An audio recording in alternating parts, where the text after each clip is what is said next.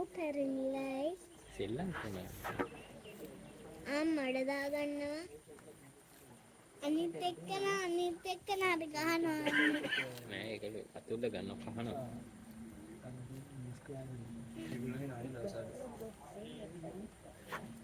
මං චිත්තක් පාද